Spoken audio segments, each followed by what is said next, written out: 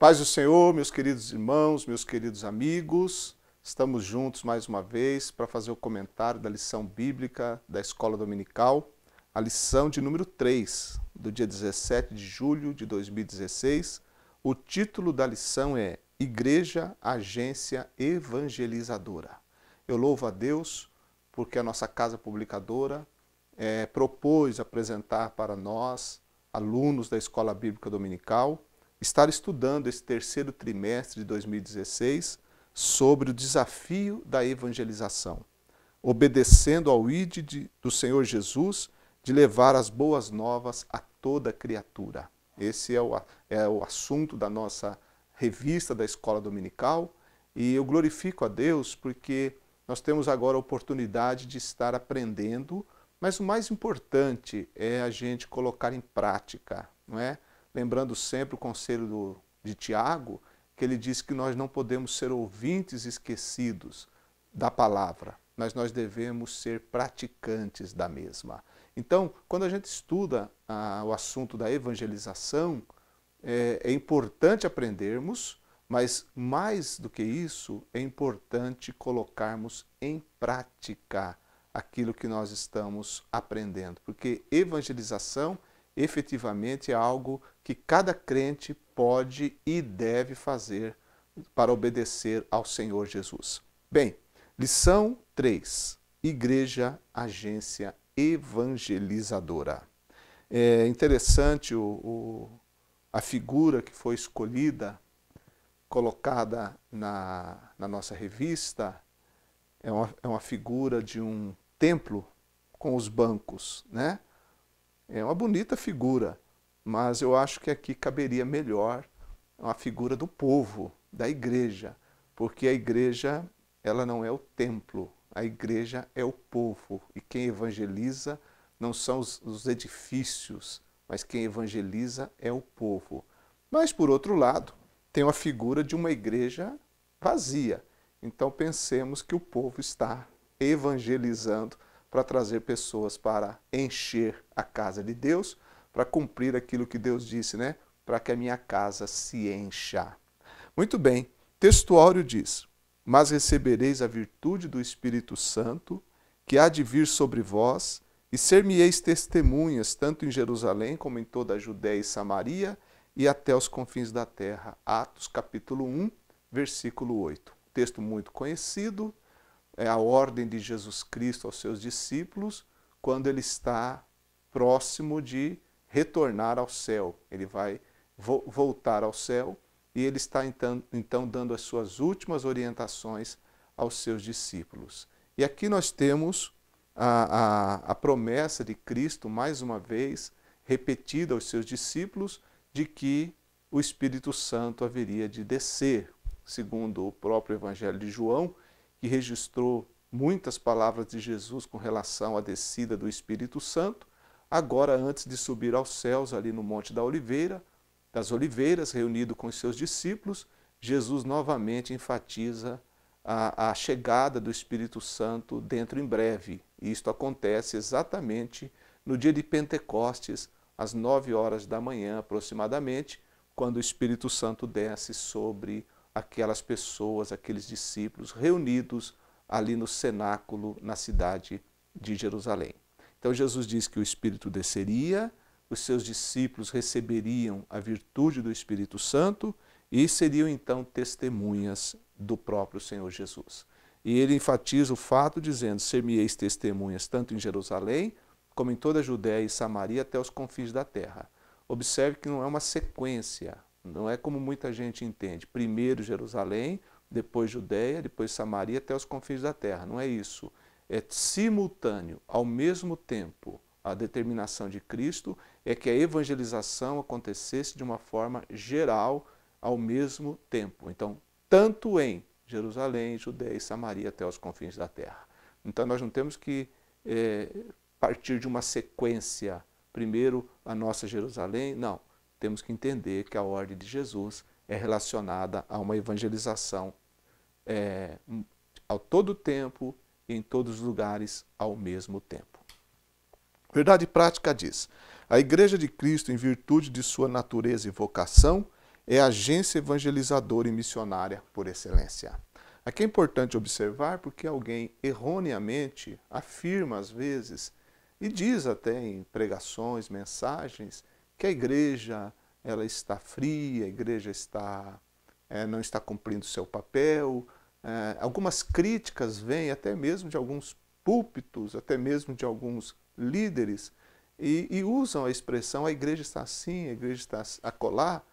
Todavia eu entendo, à luz da Bíblia Sagrada, que a igreja de Cristo, o corpo de nosso Senhor Jesus Cristo, ela sempre está cumprindo o seu papel, porque o Espírito Santo está na igreja. O que pode ocorrer às vezes é que uma igreja local ou que um grupo de crentes de uma determinada localidade, sim, estejam vivendo uma situação de frieza, uma situação de até não obediência ao ID do Senhor Jesus, não se preocupando com missões, não fazendo a obra de Deus como Deus quer que seja feita. Isso pode acontecer, mas no contexto de igreja local, de grupo local. Todavia, a igreja, como corpo de Cristo, eu não vejo na Bíblia que a igreja ela é falha, ela é um grupo fracassado, é um grupo frio, é um grupo desobediente. Não. A igreja, como corpo de Cristo, os salvos em Cristo, em todo lugar, eu creio, à luz da própria Escritura, que a igreja ela tem de fato cumprindo sim o seu papel de evangelizadora, cumprindo o mandamento do Senhor Jesus. O que é importante é que a igreja local efetivamente viva essa realidade, para que ela possa de fato representar bem a igreja de Cristo onde ela está situada. A nossa cidade, onde a igreja está situada aqui, ela deve de fato viver como igreja, não ficar presa a qualquer outra coisa que venha prejudicar a sua maior tarefa e a missão primordial da igreja, que é a evangelização. É isso que essa lição deixa claro para nós, que a mais importante tarefa da igreja é a evangelização, porque a igreja é a agência evangelizadora e missionária por excelência. Por quê? Porque, segundo a verdade prática, em virtude da própria natureza da igreja. Natureza aqui no sentido daquilo que a compõe, a substância da igreja, a razão de ser da igreja, a essência da igreja. A palavra natureza quer dizer isso, a essência da igreja. Então, por essência, por substância, por razão de ser, a igreja é uma agência, ou é a agência evangelizadora e missionária por excelência. Ela existe para isso. É como se o corpo humano, com todos os seus poros, os poros da igreja, a essência da igreja, ela é evangelizadora. Ela existe para evangelizar.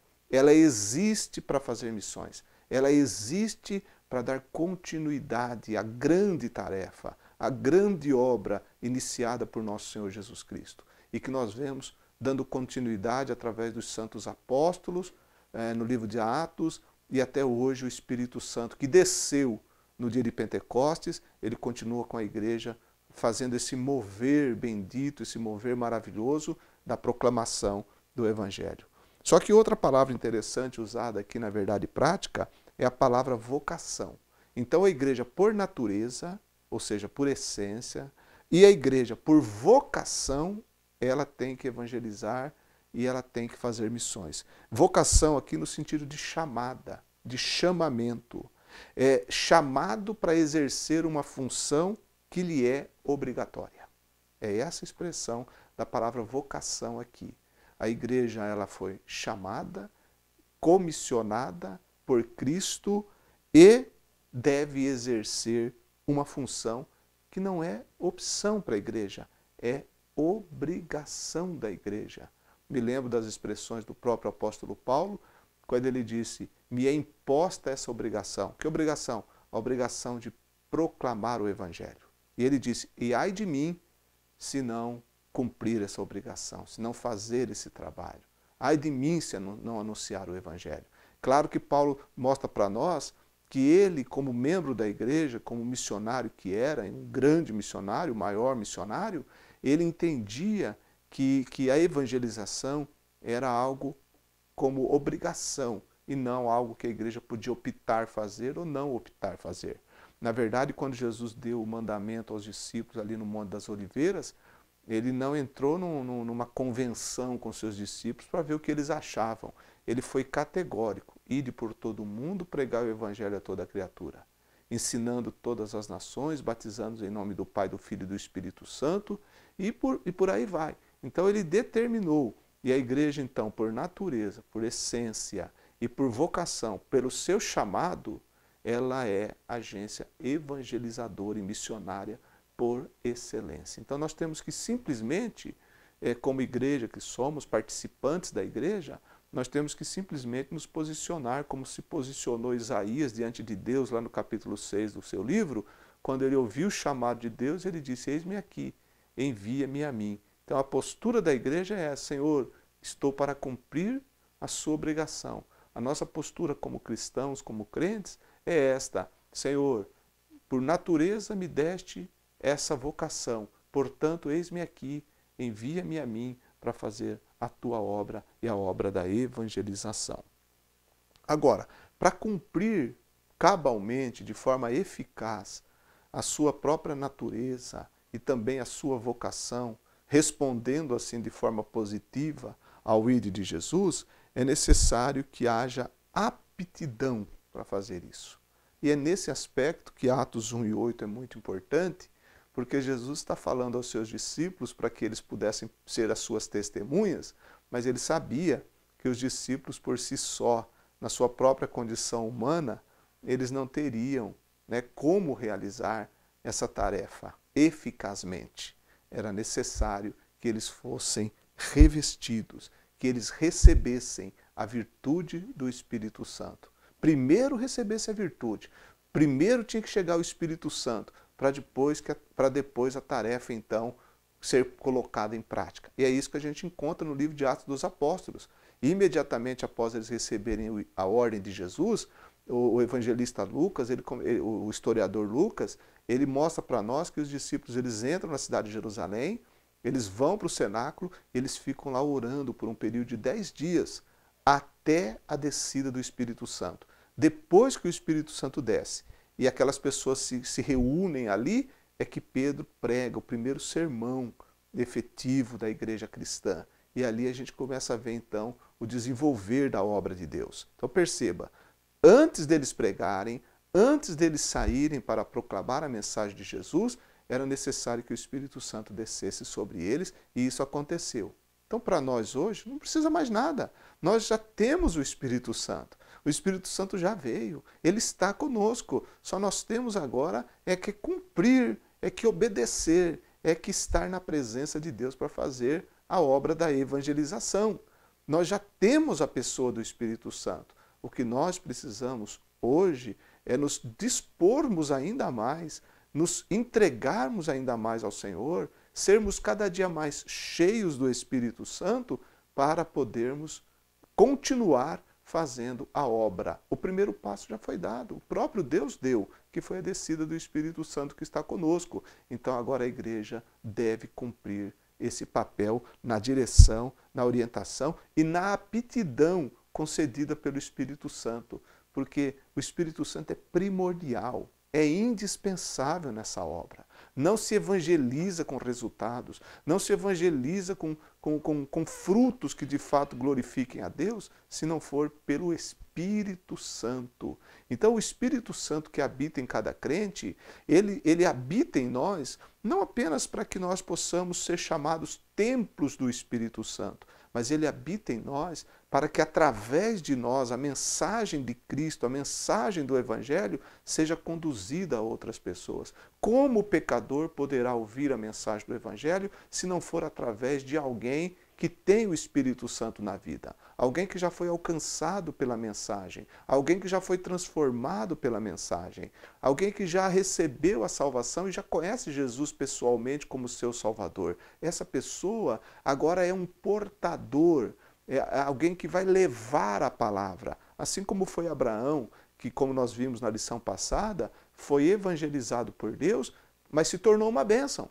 Deus disse, eu te abençoarei e tu serás uma bênção. Infelizmente hoje, algum crente pode entender que ele se aproxima de Deus para ser abençoado. Maravilha, mas é apenas um lado. O outro lado é que todos nós, sendo abençoados, sejamos bênção. E como podemos transmitir essa bênção? Através do Espírito Santo que em nós habita, para que possamos levar o Evangelho, levar a pessoa de Jesus, levar a maior mensagem que alguém possa ouvir na face da terra, que é a mensagem que Jesus ama, que Jesus transforma, que Jesus perdoa os pecados e que Jesus está preparando o lugar para um dia nos levar para lá. Existe mensagem mais maravilhosa que essa? Mas nós temos essa mensagem, porque nós recebemos.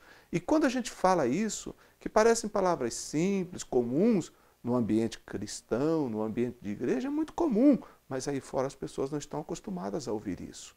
Aí fora as pessoas estão acostumadas a ouvir coisas ruins, negativas, tantas coisas, tudo envolto no pecado, mas o linguajar do crente é um linguajar diferente. Então, quando o cristão ele abre a sua boca e, segundo o poder do Espírito Santo que nele habita, ele transmite algo diferente para as pessoas, isso tem um efeito maravilhoso, porque o Espírito Santo toma aquilo e usa aquelas palavras para atingir o coração do pecador. O pecador que está no seu dia a dia em contato com um cristão, com um crente, ele não precisa ouvir uma mensagem bem elaborada, homileticamente perfeita, não.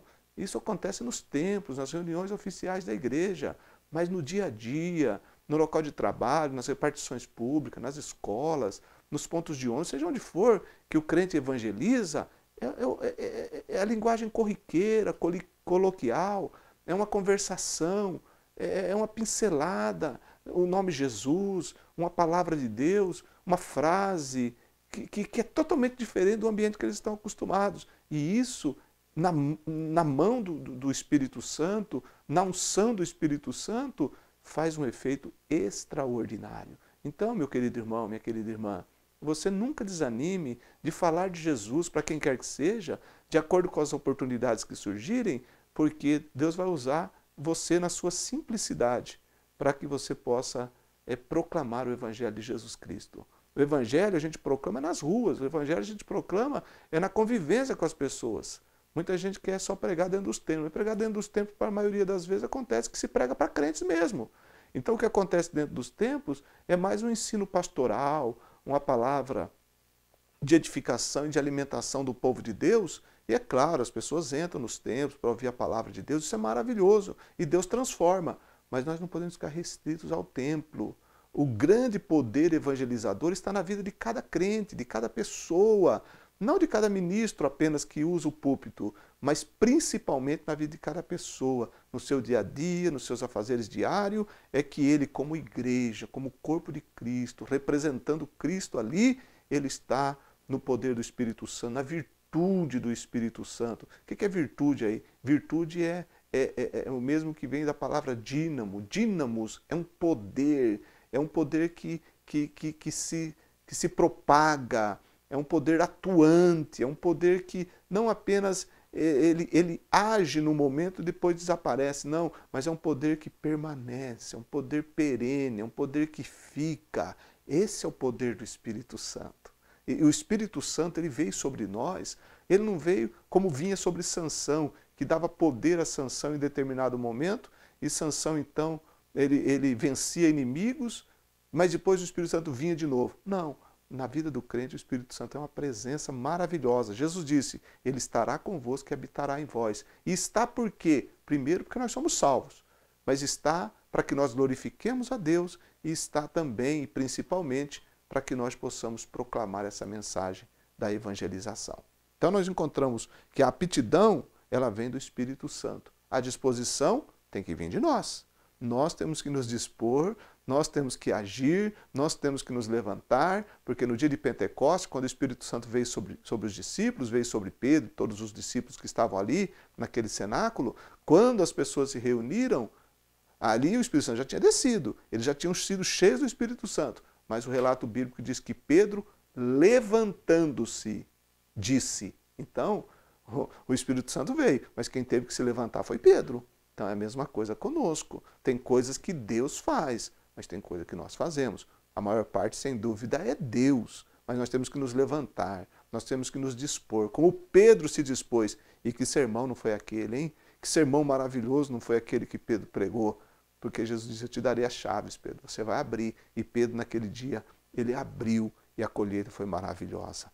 3.000 almas, aproximadamente, renderam-se aos pés do Senhor Jesus Cristo. Que colheita extraordinária! E como Pedro usou bem as Escrituras, né? Como Pedro centralizou na pessoa de Jesus Cristo, proclamando o nome de Jesus como Salvador, a ressurreição de Jesus, e de uma forma tão ungida, tão graciosa. Mas aí você lê lá também que o Espírito Santo, que as pessoas tiveram seu coração compungidos. Por que o coração daquelas pessoas foram compungidos? Porque o Espírito Santo atuou.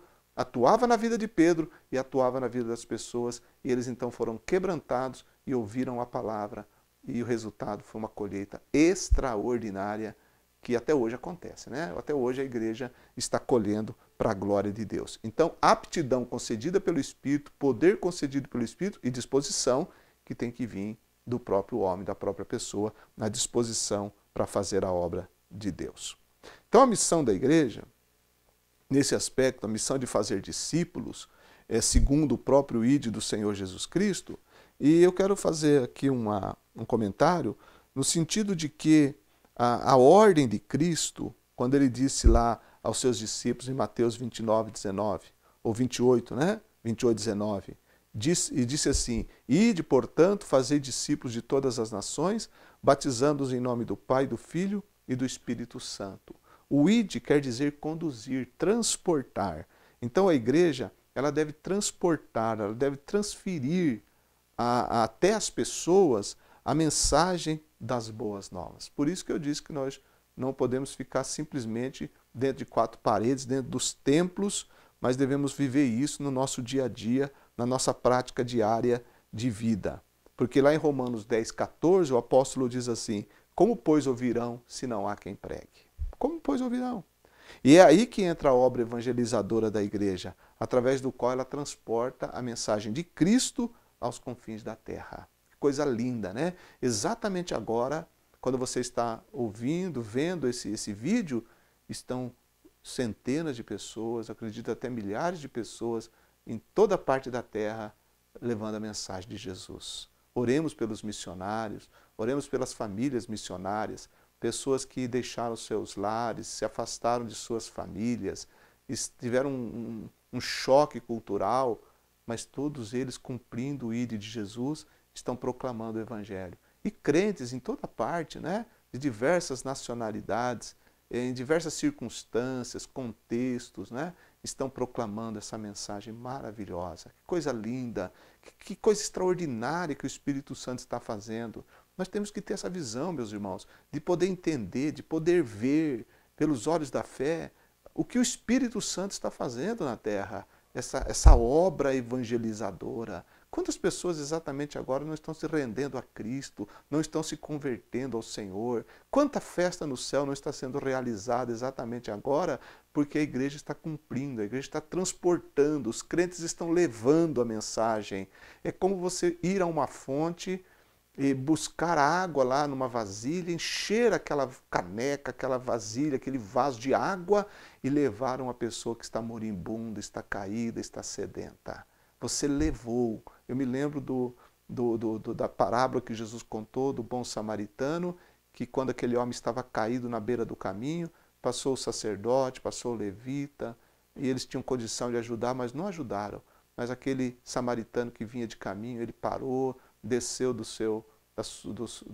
animal que estava montado, ele colocou azeite nas feridas, vinho, ele tratou da pessoa, ele tinha o que dar para aquela pessoa, ele estava viajando, mas ele estava abastecido para poder não apenas ter para si próprio, mas ele tinha para o outro também. Então, quando ele encontrou alguém necessitado no caminho, ele prontamente serviu ao outro. Assim é a vida do crente, ele tem que ter para si, mas ele tem que ter para dar para os outros também.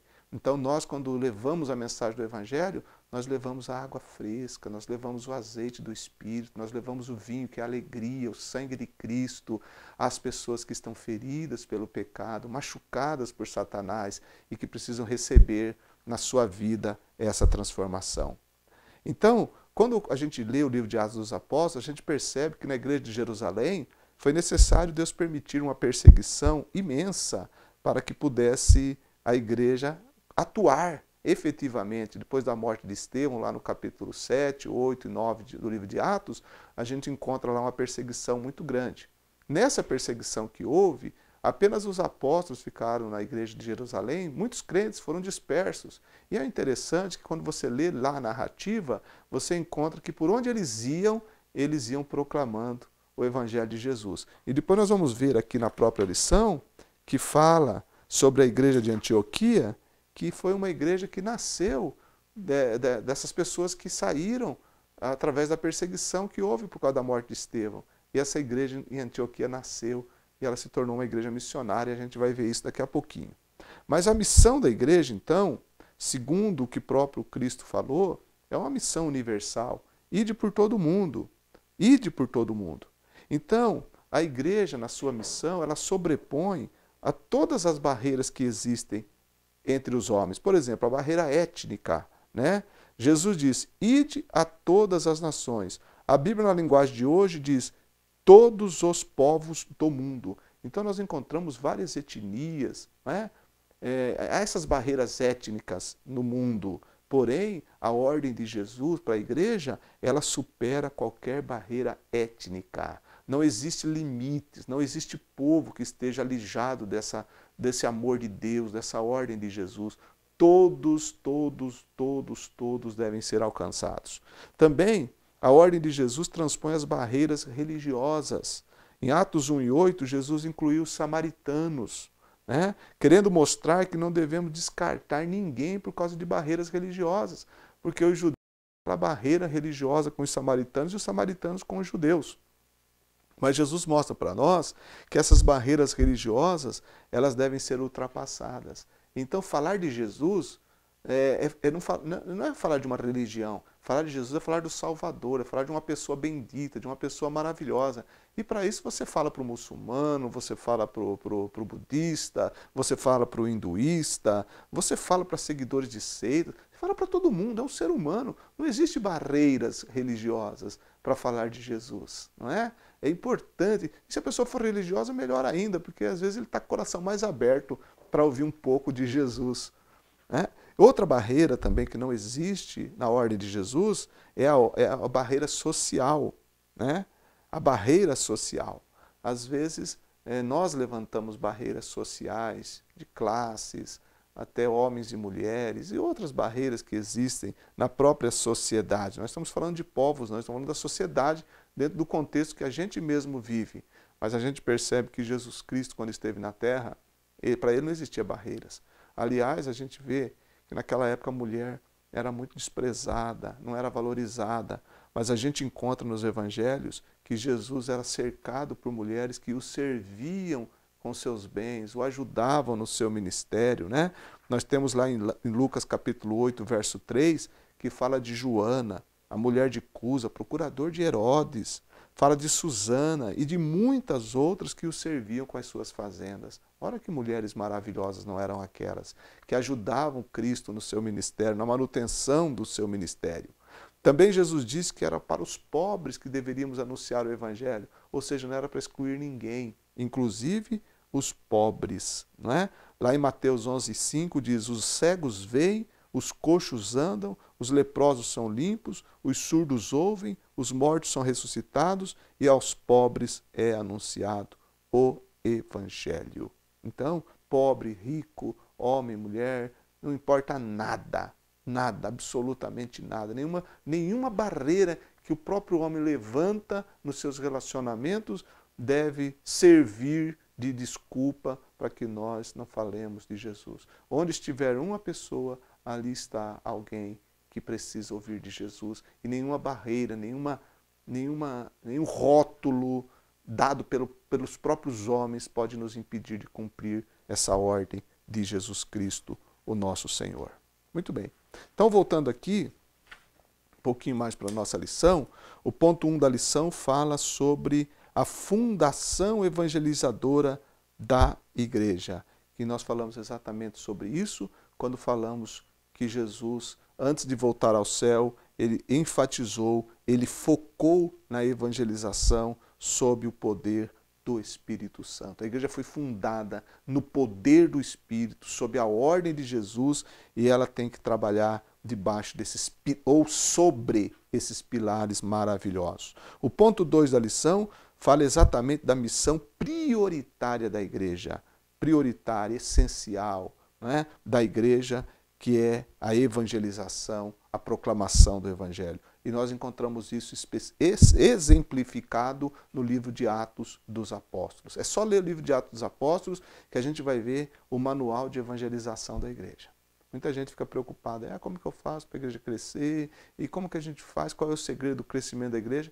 Vai lá para Atos. Tem tantos cursos, tantos seminários de crescimento da igreja. Tudo isso é importante, é maravilhoso, mas nada substitui o plano de Deus, o projeto de Deus que está aqui na Bíblia, no livro de Atos dos Apóstolos. Está ali o segredo do crescimento da igreja, do resultado bendito da evangelização e das missões, está no livro de Atos dos Apóstolos. Desde o capítulo 1 até o final do livro, você vai encontrar como que a igreja trabalha e como Deus usa a igreja e como Deus mesmo colhe os resultados desse trabalho. Porque é Deus que faz isso através da igreja. Porque o Espírito Santo atua através da igreja. E como eu disse, a igreja de Antioquia, uma igreja missionária. Lá em Atos capítulo...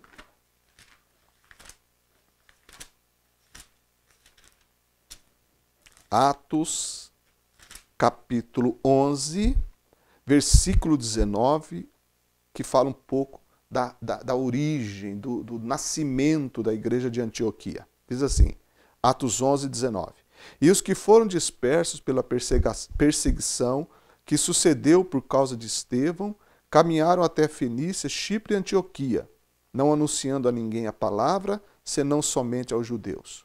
E havia entre eles alguns varões de Chipre e de Cirene, os quais, entrando em Antioquia, falaram aos gregos, anunciando o Senhor Jesus. E a mão do Senhor era com eles, e grande número creu e se converteu ao Senhor. Pronto, está aqui um pequeno relato do grande historiador Lucas, dando para nós a origem da igreja de Antioquia, da Síria. É bom lembrar que quando você vê Antioquia na Bíblia, no livro de Atos, você tem que discernir entre Antioquia da Síria e Antioquia da Psídia.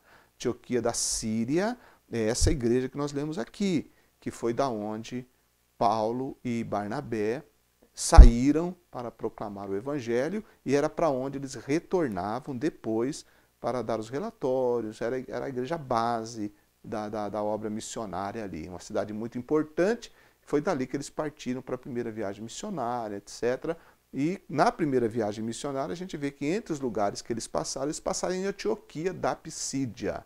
Mas essa Antioquia aqui, Antioquia da Síria, e essa igreja tornou-se um referencial, uma igreja modelo, uma igreja padrão com relação à obra missionária. Uma igreja equilibrada. Lá no capítulo 13 do livro de Atos dos Apóstolos, quando vai falar da chamada de Paulo e Barnabé, diz que na igreja de Antioquia estavam ali profetas e doutores, e eles estavam ali reunidos, veja, uma igreja equilibrada entre profetas e doutores, equilíbrio perfeito. Eles estavam orando e jejuando, uma igreja espiritual, uma igreja que está preocupada com a vontade de Deus, uma igreja que está se consagrando ao Senhor. E ali o Espírito Santo falou. Que ambiente lindo, que era o ambiente da igreja de Antioquia, no qual o Espírito Santo podia falar, como falou, e dali partiu o grande missionário Paulo, para transformar o mundo com a mensagem de Cristo. O homem que Deus usou para levar essa palavra,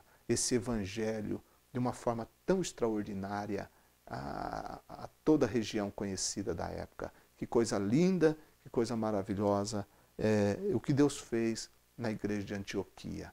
E Deus pode continuar e continua fazendo ainda hoje, através de igrejas locais comprometidas com o Evangelho do nosso Senhor Jesus Cristo. Então, ao olharmos para essa lição, igreja, agência evangelizadora, nós só podemos entender o seguinte, que igreja como corpo de Cristo, que recebeu a ordem de Cristo lá no Monte das Oliveiras, representada por aqueles irmãos e irmãs que ali estavam, no dia de Pentecostes foram cheios do Espírito Santo, aquele pequeno grupo, e também representada pela comunidade cristã localizada na cidade de Antioquia, que a gente vê colocando em prática a ordem de Jesus, efetivando a ordem do Senhor de forma prática. A gente vê isso multiplicado por muito hoje em dia, porque não é um pequeno grupo hoje, mas são milhares, são milhões, grupos de igrejas, de crentes espalhados por toda parte, em comunidades locais, e nós temos aí esse grande mover de Deus, esse grande trabalho do Senhor sendo proclamado. E vai ser proclamado até o dia em que Jesus voltar. E que nós possamos estar incluídos naquela palavra que o Senhor disse, quando o vosso Senhor vier, vos encontre assim, ache assim. Que nós possamos estar servindo, possamos estar de pé, fazendo a obra para a qual nós existimos como igreja. Que Deus te abençoe, que você possa efetivamente cumprir o seu papel nesse trabalho bendito de Deus. Deus abençoe.